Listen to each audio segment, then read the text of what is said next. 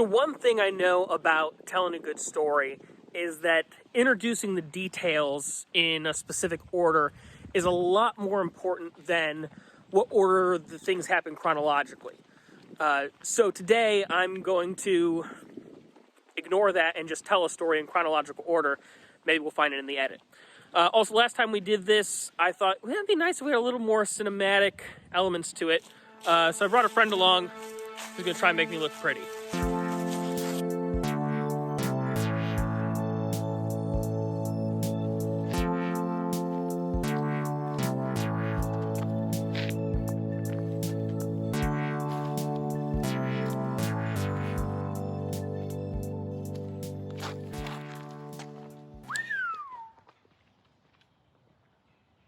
Ooh!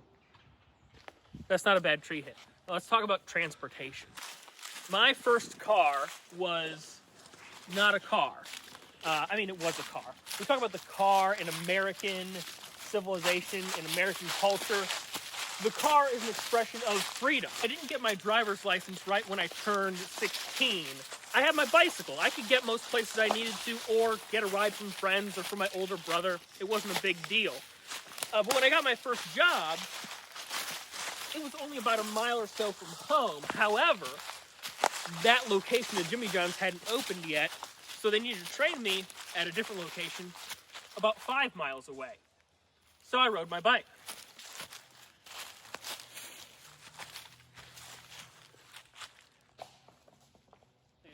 So you wouldn't really tell it from my physique now, but when I was a younger man, I rode my bike quite a bit, just for getting from point A to point B.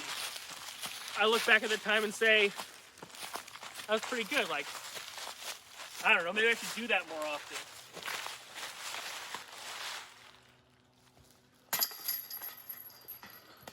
But working that job was the first time that I got hit by a car. Take your shot, David.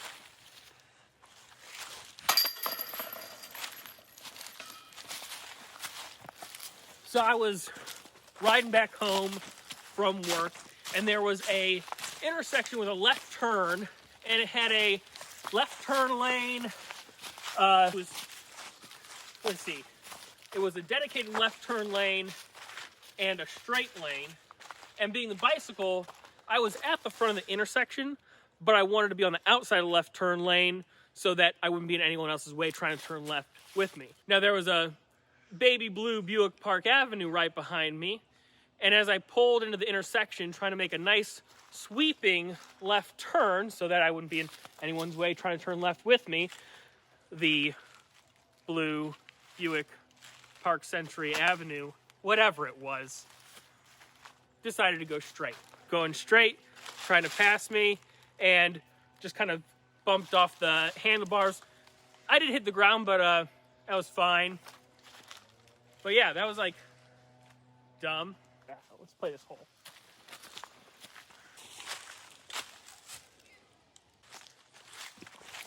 And we're here at Bluebird Park today in West County, St. Louis, which happens to be a neighborhood that I spent a lot of time in growing up.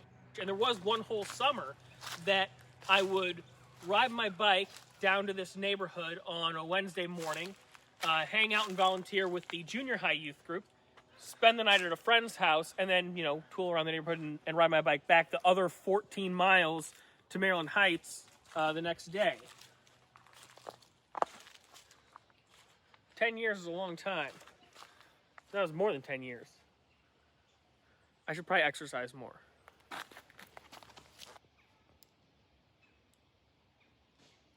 I'm pleased with that. So there's a lot to be said for the simple bicycle as this expression of freedom and mobility that we so often ascribe to the car in American culture. But that's not really what I'm here to talk about today. I'm here to talk about all my cars.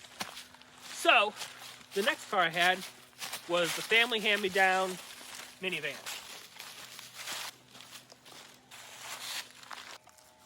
Oh, that was dumb. 1999 Mesa Beige Metallic Honda Odyssey.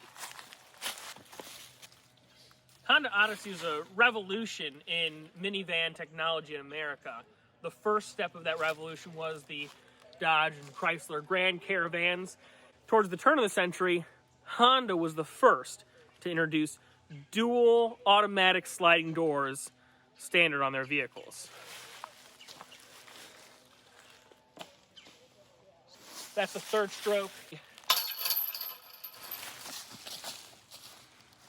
But eventually it just became the car I drove and eventually was de facto mine.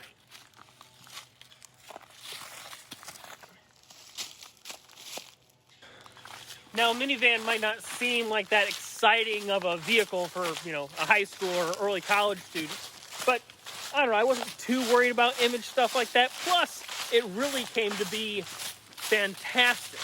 Playing in a band in late high school and early college, we could fit all 4 band members, my drum set, a keyboard full 88 keys, 2 electric guitar amps, 2 acoustic guitars, bass guitar amp. Everything we needed to go to a gig could fit in the back of that minivan. We're keeping this all in, right?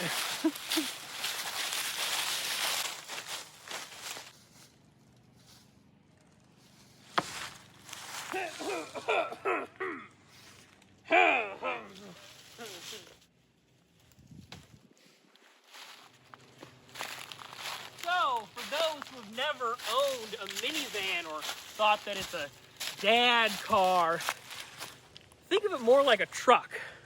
3.5 Cummins super diesel, whatever. You can put a lot of stuff in it and it's great. Puts me at 3 over. No, I would have been 2 over. 3 over on this hole. 4 over on the course. My grandma bought her first brand new car ever and decided to gift me the one she was using at the time. A 1996 Chevy Geo Prism. Although, within a few months of me having it, it finally decided to let go.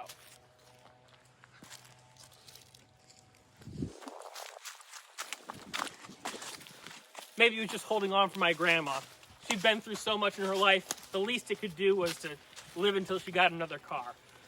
Really basic, cranked windows, wonderful, wonderful car. I may have even wrote a song or two about it, but you'll never know. Here we are at hole 4. This one's pretty stupid.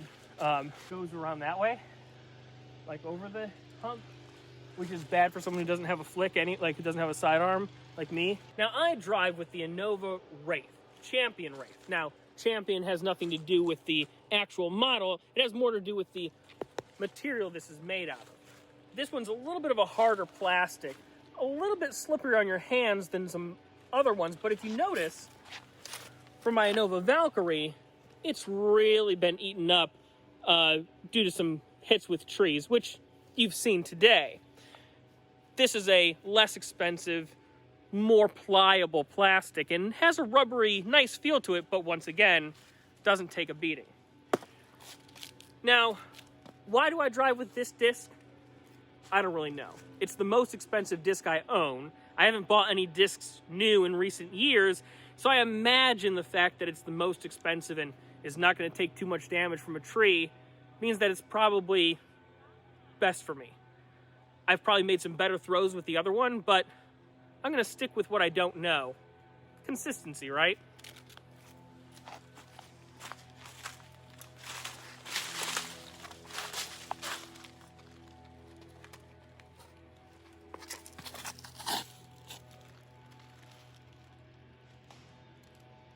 Well, that was not what I wanted. Much like the fact that I didn't want my 96 Geo Chevy Prism to fall apart and stop working on me. But luckily, we still had the van, so I hopped back in that and kept driving it for a while.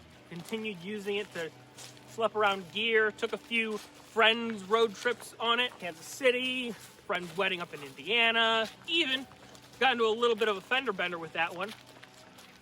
My brother was house and dog sitting for a friend of his, and so as you do, he invited some friends over to hang out and party. The next morning, leaving that house, was on a really steep driveway, and another one of my friend's cars who had been there was parked directly behind me on the steep driveway.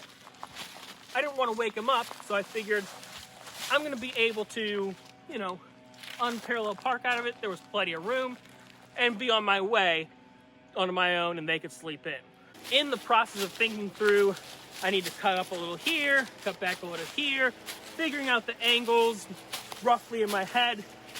By the time I thought, okay, I need to pull up a little bit further before I have the room to get away free and clear, and of course, pulling up a little further on this steep driveway means I need to give it a little more gas. Throughout that thought process, I forgot one simple thing: to put the car from reverse back into drive. So I gave it a little gas, and whoop, crunch, nice big old dent in the side of the sliding door.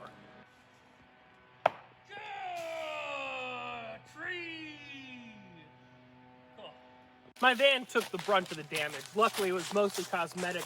My friend's car, just a scrape on the bumper and popped a little bit out of a plastic clipping in. I had to, of course, go back inside when I was trying to avoid waking up in the first place and let him know, hey, John, good morning. I hit your car. It was all good, but it was frustrating and embarrassing. And I lived with that scar on the van for the rest of its life. The beautiful thing about this course, I like Bluebird a lot. I know a lot of friends who think it's terrible because the first 4 holes are all threading it through the woods.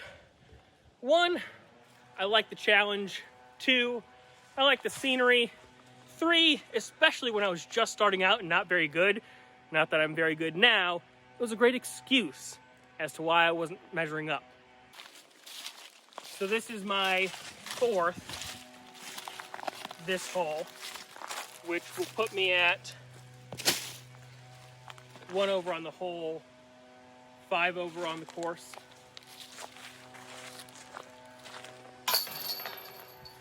One shot.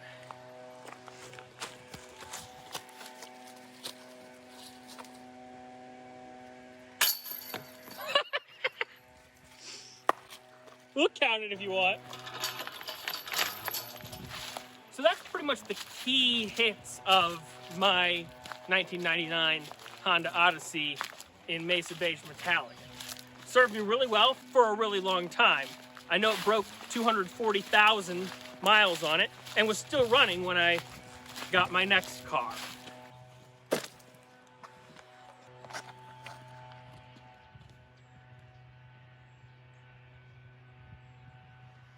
I like that. So, days before my 25th birthday, 25 of course being the age that popular science says, the notion, not the magazine, that's when your prefrontal cortex stops forming and you're now able to make responsible, rational decisions, not driven by impulse. So, approaching this precipice, I decided I must take advantage of this and make one final irresponsible decision and buy a sports car. A 2001 Mini Cooper S. For the uninitiated, this is the car used in The Italian Job, the newer one with Edward Norton and other people. The S is important because it stands for supercharged or sport or whatever you want it to stand for.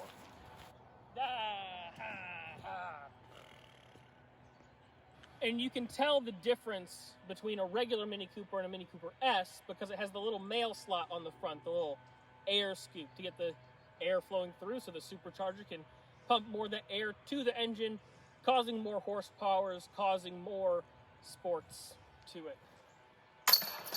And David, you'll be happy to know we're not keeping score anymore. Not only was it irresponsible just buying a sports car anyway because they're dangerous frivolities, but I definitely took on a little bit too much debt than I should have. I mean, really with the payments, I was living just right within my means.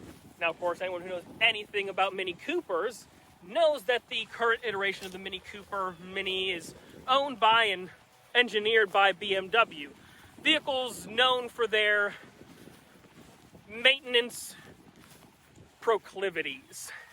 And so, in addition to the payment itself, there were little things here and there that cost a little more on a high-performance sports vehicle than they do on a Honda Odyssey.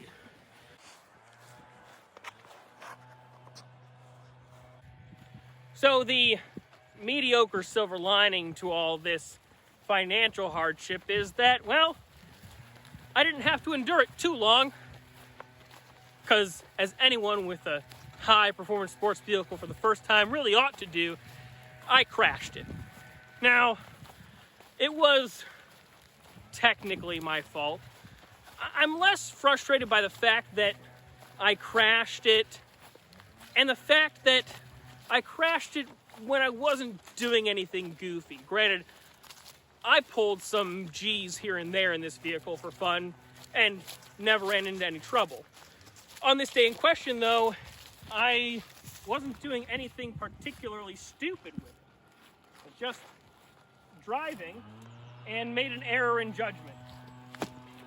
Sitting in a light, left turn lane, it's dark, a little damp, a familiar intersection, and the car coming the other way is in the right hand of two lanes coming the opposite direction, and their right turn signal is on, which looks like, to your mind, that they should be going into the protected right turn lane onto the cross street, which would then have a yield sign.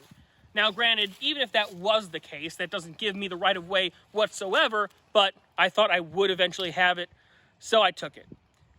Their turn signal must have been on because it was just left on, or maybe they were changing lanes. At any rate, I pulled into the intersection. They continued into the intersection. We collided. No one died, but the Mini Cooper was totaled, and that financial burden was off my aching back.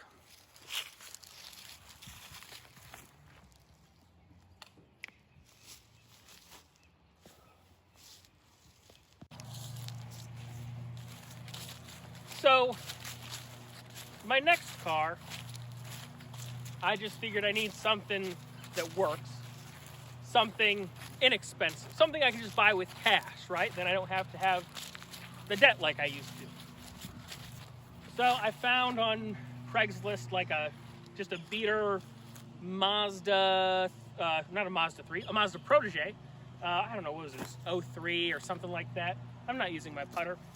And but it was manual transmission, like my Mini Cooper was. I enjoyed driving that. You know, I feel like I gain a sense of joy in the idea of wrangling a machine to life. And even though the Mazda is not really a sporty car, just having a stick shift in general, it's a nice little bit of je ne sais quoi to add to your daily life.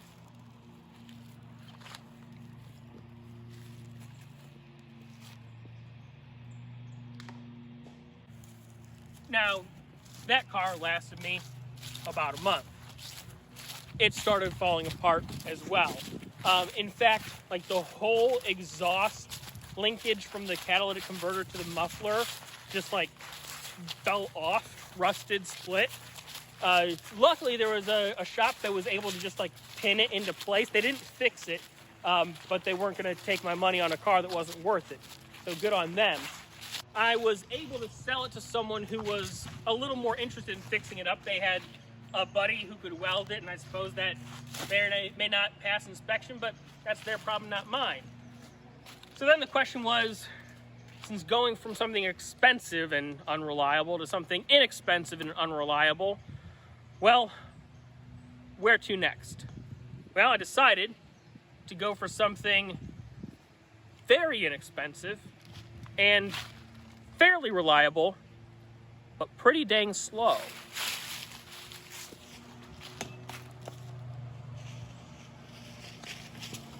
You just get that one in, hopefully. So it was at this point that I decided, well, I'm young enough and old enough to try my hand at just living off of public transportation. Now, if you know anything about St. Louis, I don't know, we don't have the, let's just say it's no New York or Chicago, right?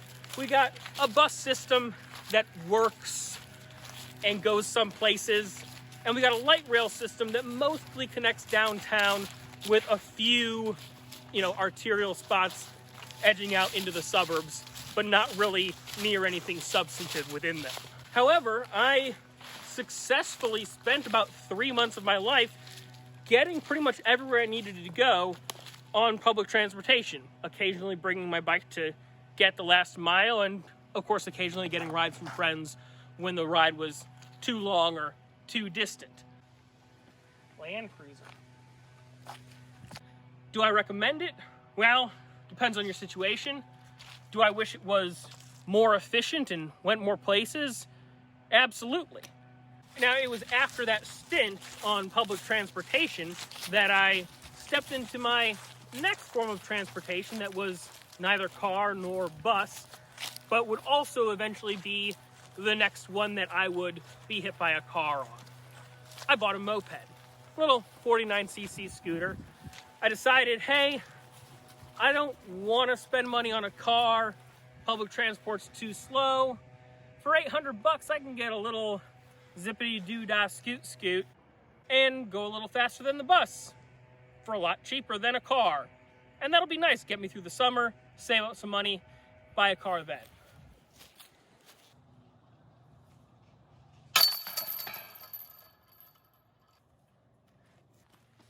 That makes me very happy. So, I got hit by a car. It's okay, I lived.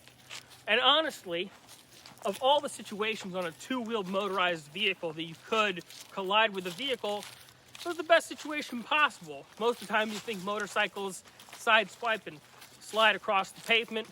This one was head on. Once again, it doesn't sound great, but circumstances were good. So I was wearing an armored jacket, full face helmet. I'm coming down the street one way.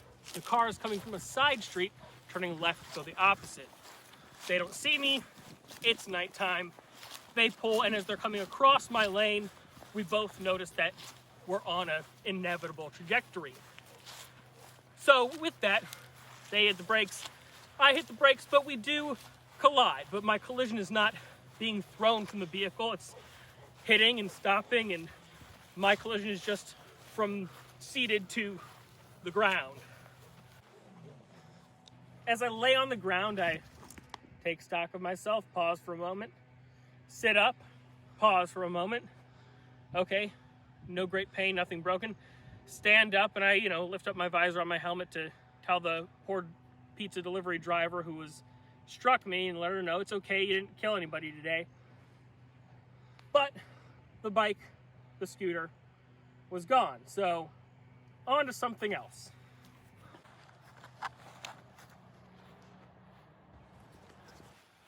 So then I bought a car that needed a transmission from a friend, a 2000 Nissan Altima. Paid for the transmission, paid a few $100 for the car, and that got me around for a while. Nothing too exciting about that one. Then in the midst of having that vehicle, I decided, you know what? Why not buy a sports car again? Why not buy my dream car? So I did. And now I have a 1995 Honda Civic Del Sol SI. Now I could go on and on about the Del Sol because it really is one of the first vehicles to ever capture my imagination as a child. It's a small two-seater convertible, but has a hard top that comes off and sits in the trunk, and it has a rear window pane that rolls down into a little pocket.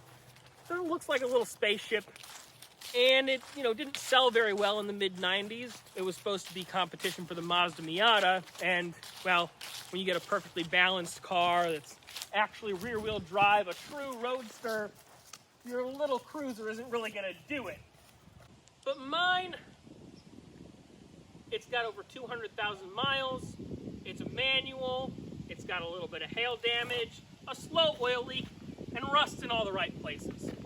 It's perfect. I love it. And if you want to know more about it, just ask me, because I'll talk for a while. But this is just a history of all the cars and non-cars that I've had. So let's move on, or let's catch up at least. So we're not keeping score on the game anymore, but the score in the story is I have 2 cars, a Nissan Altima and a little Honda Civic Del Sol.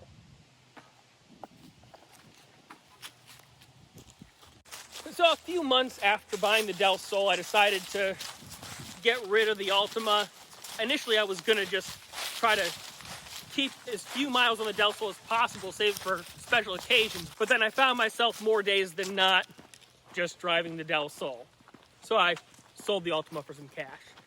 But then, about a year ago, I decided, well, I should become a 2-car man again. So, as many things do in life, our story comes full circle with another minivan. So this purchase was a 2012 Chrysler Town & Country. Beautiful, beautiful vehicle.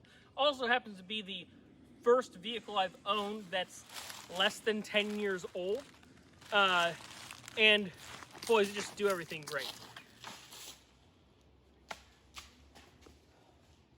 I'm not gonna do that. I'm gonna throw it again from here.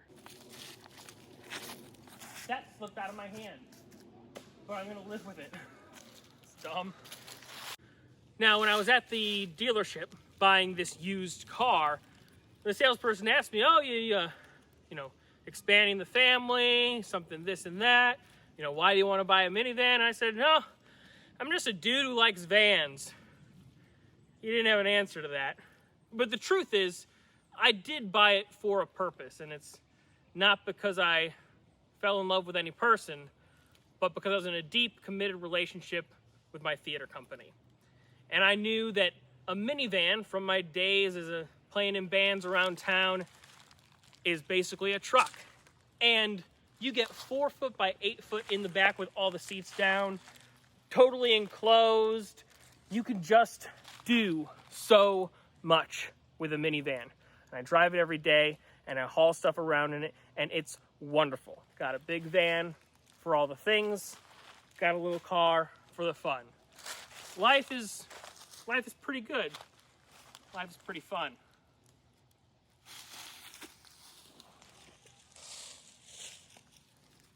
This shot, however, is not going to be very fun at all.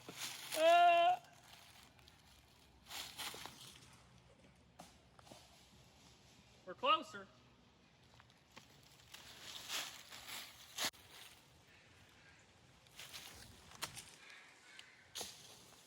Oh, come on, don't roll. Okay, good. So, those are the cars I have. Part form, part function. You know, they get things done for me. They give me the freedom to do the things I want to do on a daily basis. So why go into all of this? What's the big lesson that we've learned? Well,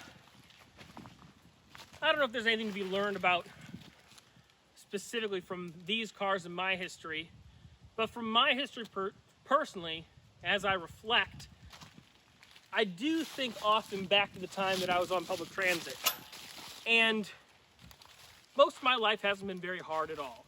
At least not compared to the hardships I hear other people have all the time. Even growing up in a politically conservative household, I was told from a young age that reliable public transit is one of the best things we can do to combat poverty in a city. That freedom of motion, the ability to get to a job anywhere, reliably, on time, quickly. There are people in our city who have to commute over 2 hours each way to get to a low-paying job. I feel like that's an easy fix. I feel like all we have to do is say, let's spend more civic money on making these things better because it's going to be better for everyone. Like, regardless of your political affiliation, it's the economy, stupid, right? And if more people can go more places for cheaper and get jobs and do work, it just seems so obvious. Let's spend more money on making public transit reliable, fast, safe. for everyone. And whether you use it or not, it's going to benefit the city as in general. And if it hits all those points, if you don't use it now, you'll probably find more reasons to use it. I don't know. Maybe you just like trains. So, I guess this has gone from personal reflective essay to PSA for public transport, but I'm cool with that.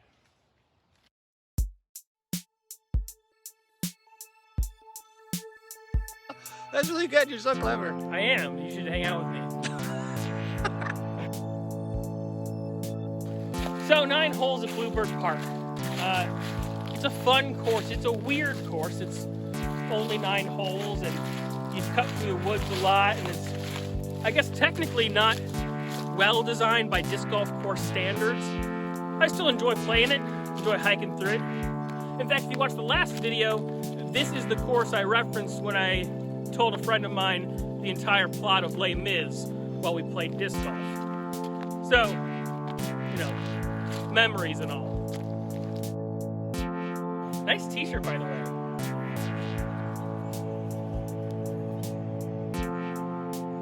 Hashtag not sponsored. Hashtag. No hashtags. Just sponsors. It's true.